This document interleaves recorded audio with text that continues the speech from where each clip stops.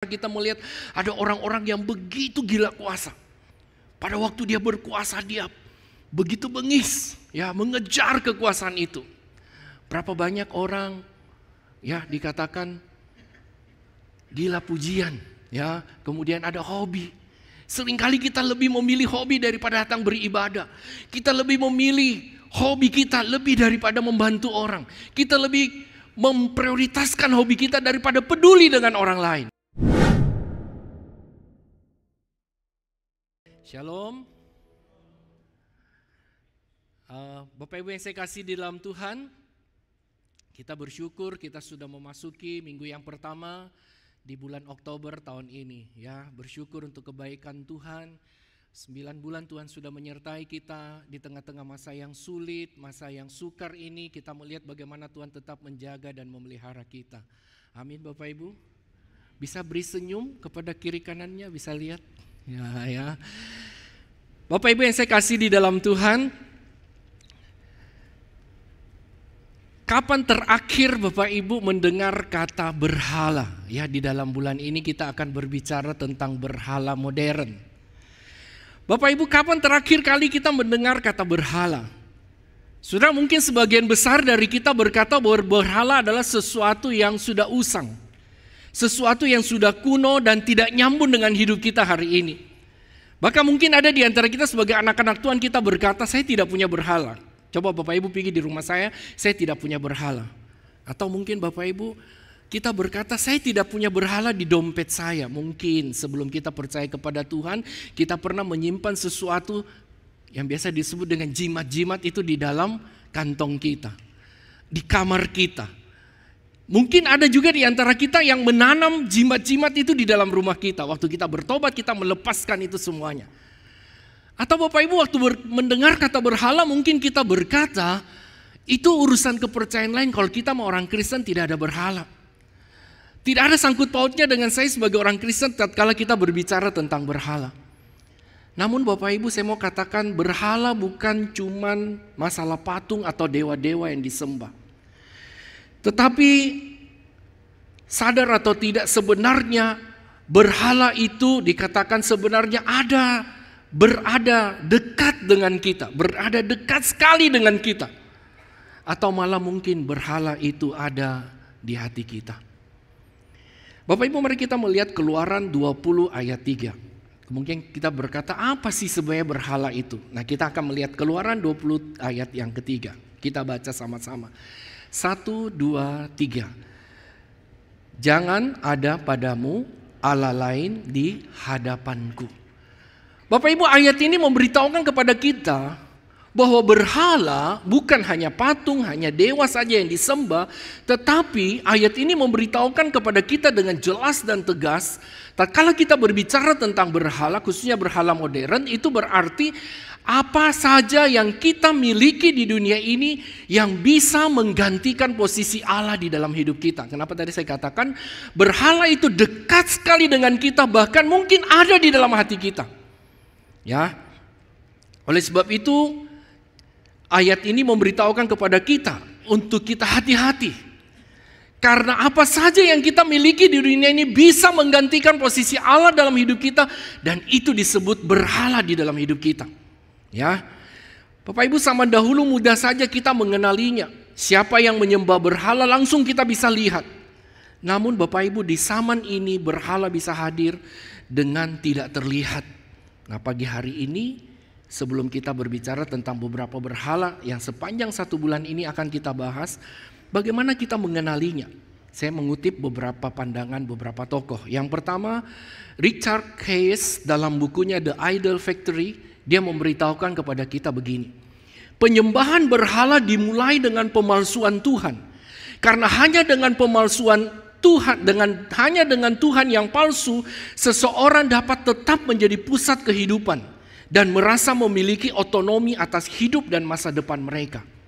Kemudian dia melanjutkan, berhala adalah suatu ciptaan yang kemudian dibesar-besarkan menjadi Tuhan untuk mengisi kekosongan lubang yang berbentuk Tuhan di dalam hati kita manusia, di dalam kehidupan kita di dunia ini. Jadi berhala adalah sesuatu ciptaan yang kita kemudian dibesar-besarkan menjadi Tuhan dan mengisi lubang yang berbentuk Tuhan di dalam hati manusia, di dalam kehidupan di dunia ini. Yang kedua, seorang yang bernama Ken Sande. Ken Sande mengatakan berhala adalah segala sesuatu yang kita cintai dan kita kejar sepanjang hidup kita. Pagi, siang, malam kita kejar hal itu. Kita mencintai dia selamanya, dikatakan menggantikan posisi Tuhan di dalam hidup kita, dan dapat juga disebut sebagai Tuhan palsu. Tuhan menurut konsep kita. Tuhan itu seharusnya begini, Tuhan itu seharusnya begitu, ya. Dan atau Tuhan fungsional. Kalau kita butuh, kita cari dia, kita tidak butuh, kita tidak cari dia. Kira-kira begitu. Bahkan ada seorang teolog mengatakan seringkali banyak orang Kristen secara sadar atau tidak, kita malah memberhalakan Tuhan. Jadi Tuhan menurut yang kita mau, bukan dia Tuhan sebagai Tuhan. Ya. Oke, yang ketiga, seorang yang bernama Tim Keller, dia mengatakan berhala adalah apapun dalam hidup Anda yang sangat penting bagi hidup Anda, sehingga Anda tidak dapat memiliki kehidupan yang berarti jika kehilangannya. Itu adalah berhala di dalam hidup kita. Secara sederhana Bapak Ibu, apa itu berhala? Boleh dikatakan berhala adalah segala sesuatu yang kita anggap lebih penting dari Allah. Di dalam video tayangan di awal tadi dikatakan, kita jangan mengira berhala itu bukan hanya berbicara tentang patung, sesembahan, sesuatu yang berbentuk, sesuatu yang dilihat. Tapi berhala itu juga bisa berarti sesuatu yang tidak kelihatan, bahkan ada dekat dengan kita. Bahkan mungkin adalah hal-hal baik di dalam hidup kita. Itu bisa menjadi berhala kalau kita tidak hati-hati. Nah, bagaimana dikatakan berhala, dikatakan sesuatu yang baik itu bisa menjadi berhala dalam hidup kita kalau kita tidak hati-hati tatkala kita menganggap benda yang baik itu. Tadi saya katakan mungkin ada di kiri kanan kita. Ya, bisa jadi istri, suami, anak-anak, orang tua bisa menjadi berhala kita. Bisa jadi karir, keuangan yang kita miliki, jabatan yang kita miliki. Kalau kita tidak hati-hati, itu bisa menjadi berhala di dalam hidup kita. Dan firman Tuhan dengan jelas mengatakan, jangan ada padamu Allah lain di hadapanku. Allah tidak mau kita sebagai orang Kristen menduakan dia. Allah adalah yang pertama dan terutama, dia harus satu-satunya di dalam hidup kita.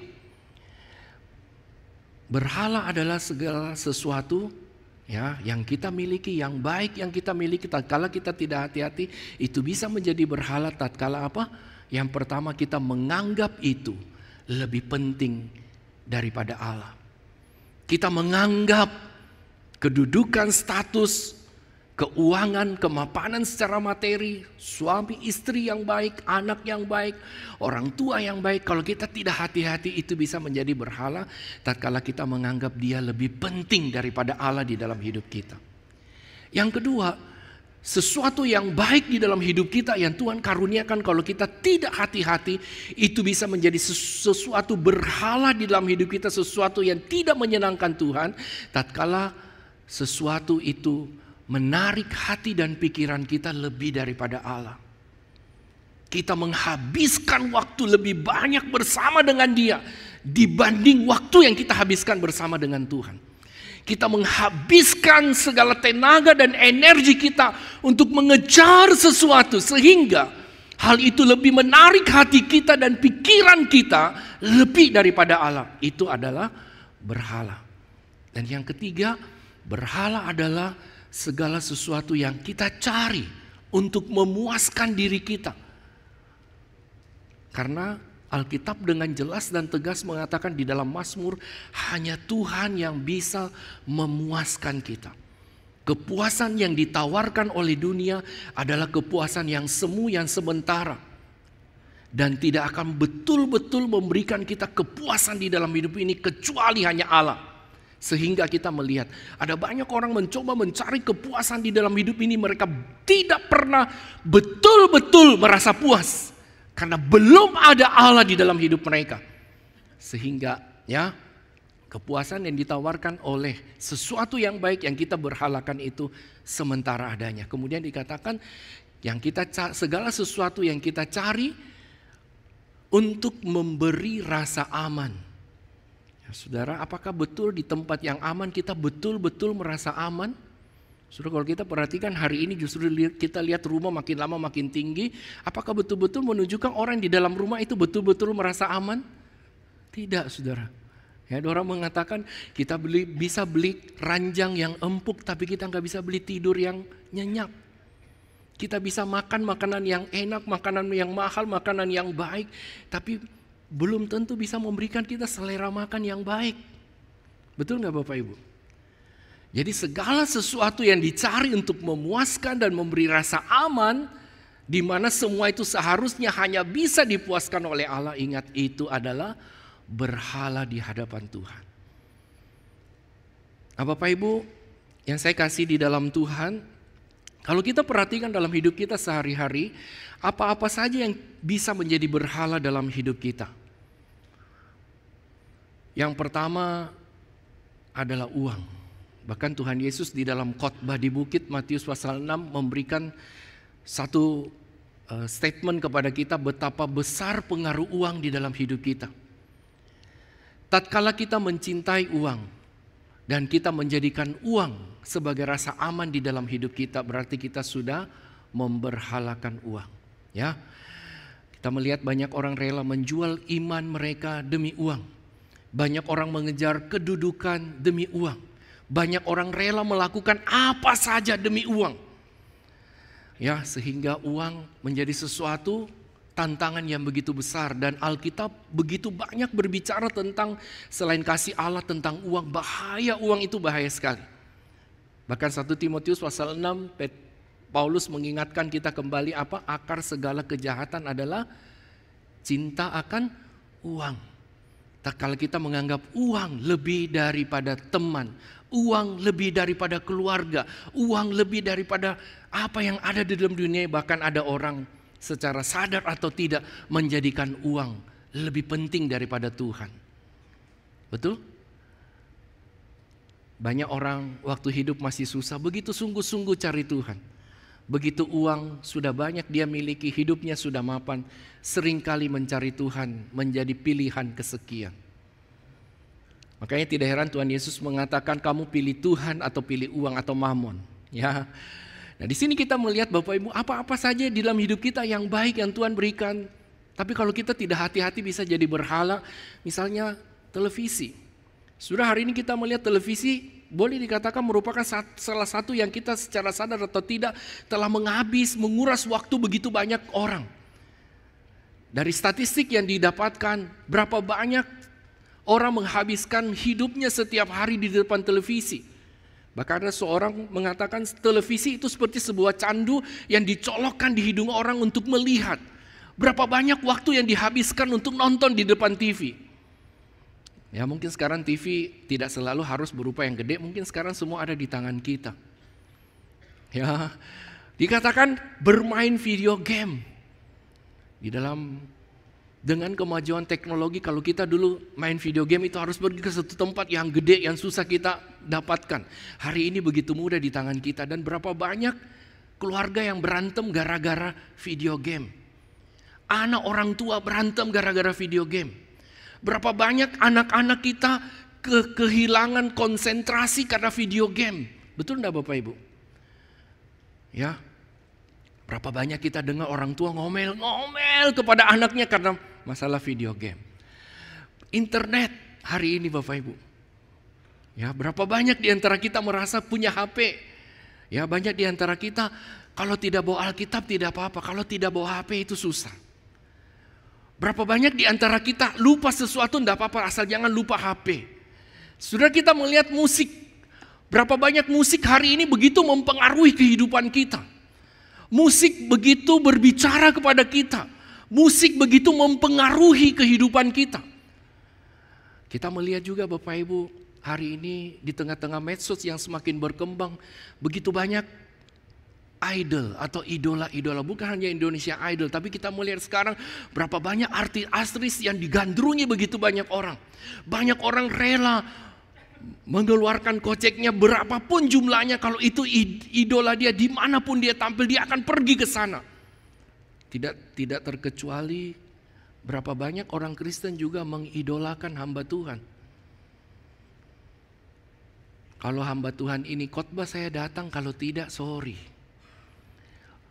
Berapa banyak di antara kita juga mengidolakan hamba Tuhan. Seakan-akan waktu kita berbicara seperti dia berbicara. Kita mengagungkan manusia, mengagungkan teknologi. Kita lupa bahwa hanya Tuhan yang seharusnya menerima semua itu. Hari ini kita juga melihat berapa banyak orang begitu gila kuasa. Dalam sepanjang sejarah kita melihat ada orang-orang yang begitu gila kuasa. Pada waktu dia berkuasa dia begitu bengis, ya, mengejar kekuasaan itu.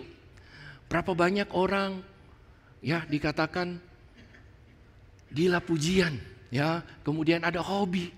Seringkali kita lebih memilih hobi daripada datang beribadah. Kita lebih memilih hobi kita lebih daripada membantu orang. Kita lebih memprioritaskan hobi kita daripada peduli dengan orang lain. Bahkan karir kita melihat berapa banyak orang menghabiskan berbagai macam waktu, sampai ada istilah workaholic, gila kerja, tapi mengabaikan yang lain. Masih banyak lagi hal-hal lain yang baik di dalam hidup kita. Kalau kita tidak hati-hati, itu bisa menjadi berhala di dalam hidup kita. Bapak Ibu, dalam bulan ini gereja mengajak kita bersama-sama satu istilah yang mungkin kita baru dengar, namanya kalibrasi hati. Saya coba lihat di kamus, apa itu kalibrasi hati? Yaitu bagaimana mengecek hati kita. Bapak Ibu, sepanjang 1 bulan ini kita mungkin akan lebih banyak mengoreksi, mengecek hati kita. Kalau mungkin selama ini kita mendengarkan khotbah, kita selalu menggunakan rasio kita.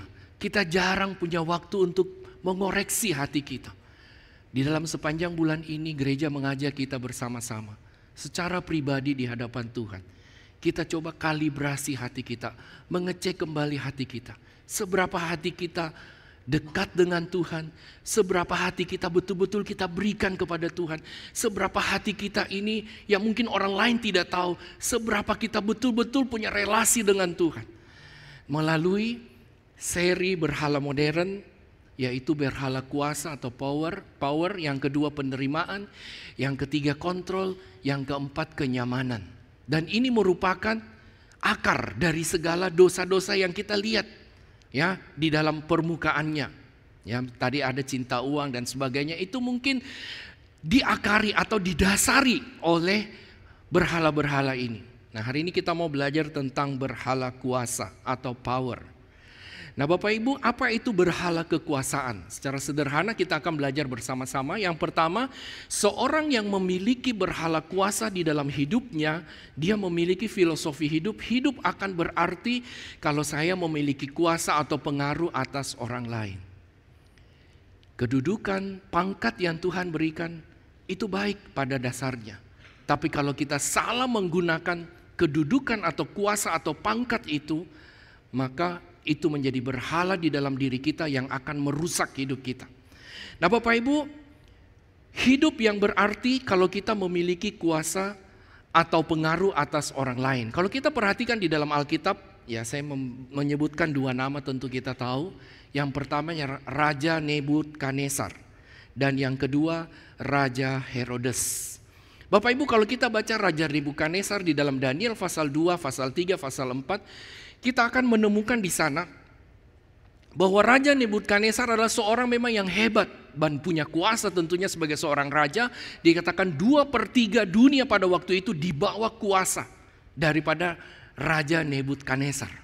Dan kita melihat kalau kita baca di dalam Daniel pasal 2 sampai pasal 4, kita melihat bagaimana Nebukadnezar ini adalah seorang yang memiliki ambisi untuk memiliki kuasa lebih besar dan lebih besar.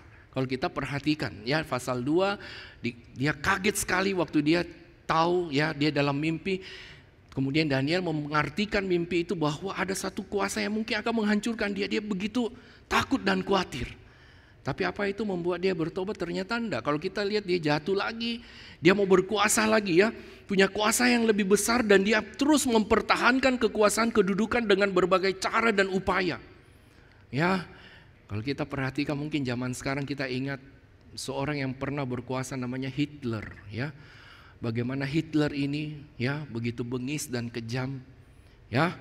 Nah, kita lihat bahwa Raja Nebukadnezar ini terjebak dalam ambisi untuk memiliki kuasa, karena bagi dia hidup yang berarti itu bila dia memiliki kuasa dan pengaruh atas orang lain. Apalagi kalau kita baca juga kisah hidup dari Raja Herodes di dalam Matius pasal 2. Matius pasal 2 di sana dikatakan waktu orang-orang Majus itu datang memberitahu ada raja yang akan lahir, dia kaget, ya.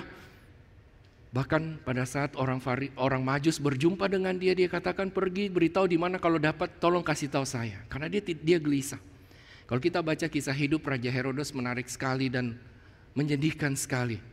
Bahkan anggota keluarganya yang dia tahu mengancam kedudukannya, kedudukannya itu dia bunuh juga, saudara. Kita melihat karena dia begitu haus akan kekuasaan, ya. Kemudian setelah dikatakan orang Majus itu pergi tanpa memberitahu Herodes, kita lihat Raja Herodes diperintahkan untuk membunuh seluruh bayi di bawah 2 tahun. Nah, kita melihat Bapak Ibu, berhala kuasa, tatkala kita memiliki konsep hidup atau filosofi hidup akan berarti kalau kita memiliki kuasa atau pengaruh atas orang lain. Bapak Ibu, namun berbicara tentang kuasa, berhala kuasa ini bukan hanya rawan atau rentang bagi orang penguasa, tidak. Tapi bagi setiap kita. Berhala kuasa ini juga rentang bagi setiap kita. Mari kita melihat beberapa hal menjadi ciri khas seorang yang memiliki berhala kuasa. Yang pertama, kita melihat cara pandangnya. Berhala kuasa bisa menjadi bagian dalam hidup kita kalau kita memiliki cara pandang yang seperti demikian. Yang pertama, ada beberapa hal kita coba lihat. Yang pertama, cara pandang mengenai uang. Seorang yang memiliki berhala kuasa di dalam dirinya, dia akan memandang bahwa uang adalah sumber dia berkuasa. Ya, uang membuat saya berkuasa dan berada di atas orang lain. Sehingga dengan uangnya dia bisa memanfaatkan orang. Dengan uang yang dia miliki dia merasa dia lebih hebat dari orang lain. Uang membuat dia berkuasa dan berada di atas orang lain. Itu yang pertama. Yang kedua, waktu dia memandang tentang pertemanan yang seharusnya pertemanan itu adalah menjalin relasi dengan orang lain sebagai wujud kita sebagai makhluk sosial, membangun persaudaraan satu dengan yang lain. Tetapi orang yang memiliki berhala kuasa waktu dia berteman dengan orang lain, dia berteman untuk mendapat pengaruh atau otoritas. Sehingga dia akan mengembangkan kemampuannya untuk berteman, untuk mencari lebih banyak orang supaya dia memiliki pengaruh terhadap banyak orang. Ya, mungkin dia akan mencari orang-orang yang punya pangkat, punya jabatan, dia akan mendekati. Ya, sehingga dia akan terlihat punya pengaruh dan punya otoritas, punya backing, kira-kira begitu ya. Jadi orang yang memiliki berhala kuasa di dalam hidupnya, dia memandang pertemanan bukan lagi untuk menjalin relasi satu dengan yang lain sebagai makhluk sosial, tapi dia mencari teman untuk semakin banyak temannya, dia merasa dia punya semakin pengaruh yang lebih banyak. Pengaruh dan otoritas yang lebih banyak.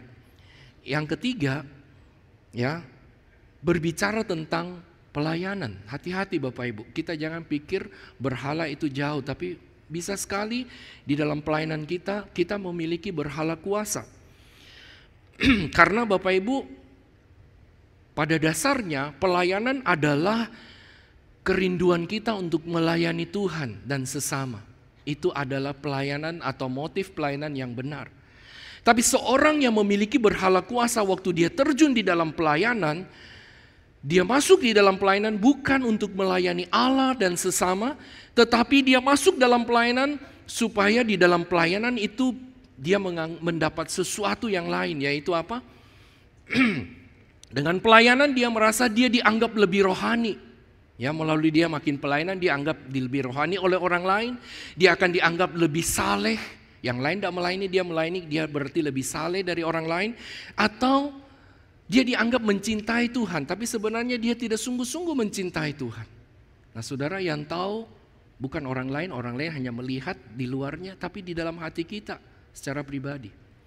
Kalau selama ini kita melayani Tuhan bukan karena kerinduan kita, kecintaan kita kepada Tuhan dan sesama, tapi di dalam pelayanan kita akan mencari pujian atau anggapan dari orang lain bahwa kita lebih rohani, lebih saleh dan mencintai Tuhan, berarti kita sudah jatuh dalam dosa berhala kuasa. Bagaimana Bapak Ibu kalau kita memiliki berhala kuasa di dalam hidup kita, maka kita akan menuntut penghormatan dari orang lain. Kita akan menyuruh orang lain harus mendengarkan dan menaati kita. Sehingga tatkala orang lain tidak lagi menghormati kita dan tidak mendengarkan dan menaati kita, itu akan membuat kita merasa marah sekali, kita jengkel sekali. Oke, thank you.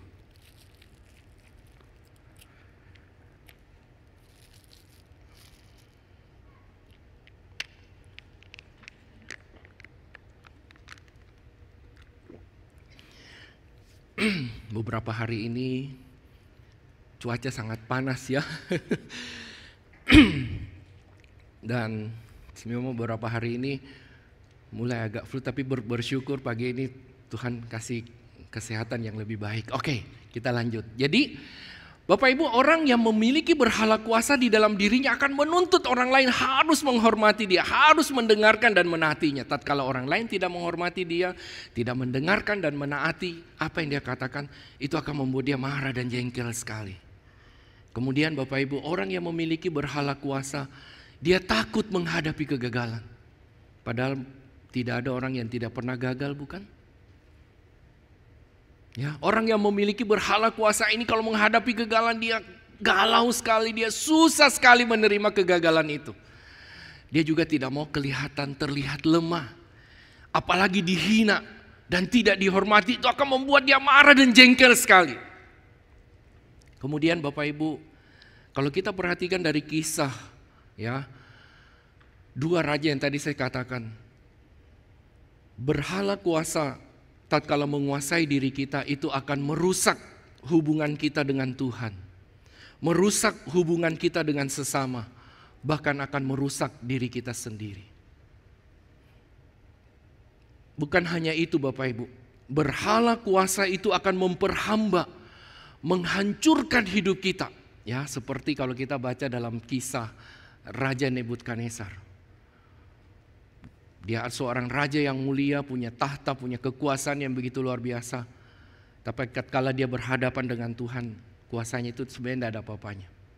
Dan kita lihat dia diperhamba oleh kekuasaan itu dan menghancurkan hidupnya. Bahkan dikatakan di pasal 4, dia itu lebih rendah dari manusia. Hidupnya hancur sekali. Kita lihat juga bagaimana Herodes Agung. Ya, dia membunuh anggota keluarganya yang mengancam dia dan dia hidup begitu paranoid, takut, penuh dengan ketakutan. Dan tidak pernah akan memberikan kepuasan kepada kita. Karena memang Bapak Ibu, kuasa tidak pernah memberikan kita kepuasan di dunia ini ya, kuasa dari dunia ini. Saya menjumpai ada beberapa orang mengatakan begini, Pak Alex, saya merasa setelah saya punya jabatan ini saya makin kesepian. Ya, dari survei beberapa tokoh ahli pertumbuhan gereja juga kepemimpinan, termasuk di dalam kepemimpinan Kristen. Kalau kita tidak hati-hati, semakin tinggi kekuasaan kita, kita semakin merasa kesepian. Sepertinya tidak ada teman. Karena memang itu tidak bisa memuaskan kita Bapak Ibu. Betul? Ya, seorang yang bernama Alexander Agung ya, seorang tokoh dalam sejarah ya. Dia pernah suatu kali mengungkapkan dia merasa dia sudah menguasai seluruh kota, dia tidak tahu apa lagi, dia tidak pernah merasa puas. Dia sudah menguasai kota ini, kota ini, kota ini, akhirnya dia tidak merasa puas. Sehingga pada waktu dia meninggal, kita tahu dalam sejarah dikatakan dia petinya diiring mengelilingi kota, tangan dan kakinya keluar. Dia mau mengatakan bahwa kekuasaan di dunia ini tidak ada apa-apanya. Ya, kekuasaan justru menghancurkan hidupnya. Kekuasaan bukan membawa dia puas, tapi justru hidupnya hancur. Kenapa Bapak Ibu? Ada seorang yang bernama Kylie Eidelman. Dalam bukunya yang berjudul God's Word berkata, kita diciptakan untuk Allah. Selain Dia, segala kenikmatan lainnya hanya akan membawa kita kepada kekosongan. Jadi manusia sudah diciptakan dan desain oleh Allah. Harus ada Allah di dalamnya, baru manusia bisa memiliki kepuasan yang sejati di dalam hidupnya. Oleh sebab itu Bapak Ibu, dalam kondisi yang demikian kita bersyukur Tuhan mengingatkan kita. Ada solusi Injil bahwa setiap orang yang memiliki kuasa, mereka hanyalah penerima dari kebaikan Allah yang sebenarnya yang tidak layak kita mendapatkannya. Ya, Daniel pasal 4 ayat 32b di sana berkata, yang maha tinggi berkuasa atas kerajaan manusia dan memberikannya kepada siapa yang dikehendakinya. Perkataan ini diungkapkan kepada Nebukadnezar setelah dia sadar bahwa Allahnya Daniel adalah Allah yang berkuasa. Di dalam dia mencari, ya, dia berambisi untuk mendapatkan kekuasaan itu. Di sana dia mengalami kekosongan dan kehampaan. Kemudian firman Tuhan berbicara kepada dia, mengingatkan kepada dia yang begitu memberhalakan kuasa, bahwa setiap orang yang memiliki kuasa, mereka hanyalah penerima kebaikan Allah yang sebenarnya tidak layak mereka dapatkan. Sehingga ya, Tim Keller menambahkan di dalam salah satu tulisannya, dia mengatakan bentuk dasar dari Injil adalah apa yang kita dapat adalah anugerah dari Allah, bukan dari usaha kita. Mengingatkan kepada kita semua yang kita dapatkan dalam dunia, ingat adalah anugerah Allah bagi kita. Sebagaimana kebenaran firman Tuhan di dalam Efesus pasal 2 ayat 8 dan 9 mengatakan, sebab karena kasih karunia kamu diselamatkan oleh iman, itu bukan hasil usahamu, tetapi pemberian Allah. Itu bukan hasil pekerjaanmu, jangan ada orang yang memegahkan diri. Apa yang kita dapat di dalam hidup ini, Bapak Ibu, ingat itu semua kemurahan Tuhan. Bukan karena kuat dan gagah kita. Prestasi yang kita miliki, keuangan, finansial, kedudukan yang kita miliki, pengaruh yang kita miliki, jangan kita gunakan untuk menggantikan posisi Allah dalam hidup kita. Tapi mari kita gunakan itu dengan baik. Dengan satu kesadaran bahwa semua yang kita miliki itu datangnya dari Tuhan. Harus kita gunakan sesuai dengan cara Tuhan. Harus kita gunakan untuk menjadi berkat bagi orang lain, bukan untuk diri kita sendiri belaka. Tapi biarlah kita selalu diingatkan bahwa apa yang kita miliki itu adalah milik Tuhan yang dititipkan bagi kita. Bapak Ibu, sebagai penutup, bagaimana kita mengatasi berhala kuasa di dalam diri kita? Yang pertama, kita perlu melakukan pemeriksaan hati. Periksa hati kita. Saya rindu sekali Bapak Ibu, setiap kita pada saat ini dengan jujur dan terbuka, ya, memeriksa hati kita. Kenapa? Yeremia 17 ayat 9 mengatakan, hati, betapa liciknya hati, lebih licik daripada segala sesuatu. John Calvin menanggapi hal ini dengan mengatakan, hati manusia adalah pabrik berhala. Jadi yang terus menciptakan berhala-berhala dalam diri kita adalah hati kita sendiri kalau kita tidak hati-hati. Saya rindu sekali pada saat ini kita sama-sama dengan jujur dan terbuka di hadapan Tuhan. Mari kita coba memeriksa hati kita. Apakah yang membuat kita merasa berharga saat ini?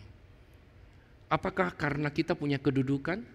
Apakah karena kita punya kemampuan? Apakah karena kita punya pengaruh membuat kita merasa berharga? Apa yang menjadi dasar bagi identitas diri kita? Orang mengenal kita ini siapa, kita bangga sebagai apa? Dan apa yang membuat kita rasa aman selama ini?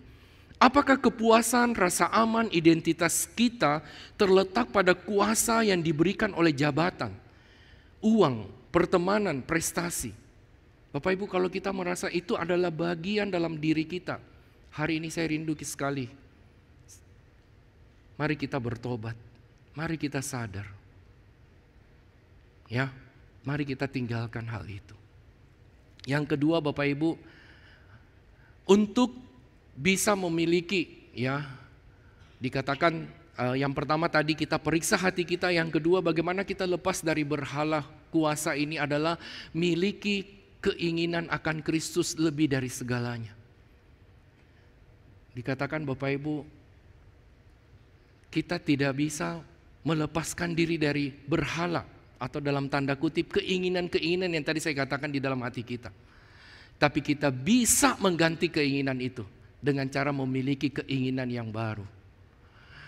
Maka Bapak Ibu, untuk bisa memiliki keinginan yang baru itu, ya, Thomas Chalmers mengatakan satu-satunya cara menyingkirkan keinginan yang lama adalah dengan memiliki keinginan baru yang kuat. Ya Bapak Ibu, salah satu contoh sederhana misalnya ya, kita yang sudah menikah, sebelum kita menikah, waktu kita pacaran, kita mungkin tahu pacar kita suka ada hal-hal yang dia tidak suka dalam diri kita. Nah, pada waktu kita memiliki kecintaan kepada seseorang, kita akan belajar merubah keberadaan kita, betul? Ya, keinginan-keinginan kita demi orang yang kita cintai. Demikian juga kita akan memiliki keinginan akan Kristus lebih dari segalanya. Kalau kita makin mencintai Kristus, kita makin melakukan apa yang menjadi keinginan Dia, bukan lagi keinginan saya. Bapak Ibu bisa ngerti maksudnya? Jadi kita tidak mungkin menyingkirkan berhala itu, tapi kita harus menggantinya dengan satu keinginan baru yang terus menerus kita bangun, kita bina untuk menghilangkan keinginan itu. Atau mungkin penggambaran sederhananya seperti air dengan minyak. Minyak akan keluar kalau air ini terus diisi. Keinginan yang lama ini akan berlalu atau hilang tak kala keinginan baru itu terus kita masukkan di dalam kehidupan kita. Sehingga kalau kita baca dalam Mazmur 23 ayat 1 dikatakan, Daud mengatakan, kalau Tuhan menjadi bagian dalam hidupku, aku tidak membutuhkan apa-apa lagi yang lain. Mazmur 73, bagaimana pemazmur Bani Asaf ini mengatakan dia mengingini Allah itu lebih dari segalanya yang ada dalam dunia ini. Dan Paulus dalam masa-masa akhir hidupnya, setelah dia percaya, dia sungguh-sungguh ikut Tuhan, dia mengatakan, yang ku kehendaki ialah mengenal Kristus. Lebih mencintai Dia, lebih mengenal Dia hari lepas hari di dalam hidup ini. Dan Bapak Ibu, untuk bisa memiliki keinginan baru ini, kita harus memiliki keinginan akan Kristus lebih besar daripada yang lain. Keinginan akan Kristus lebih berharga, lebih indah, lebih manis, lebih memuaskan dibanding dengan apapun yang ada di dalam dunia ini. Dan hal ini akan terjadi di dalam hidup kita tatkala kita memiliki relasi pribadi dengan Tuhan setiap hari yang akrab dan intim.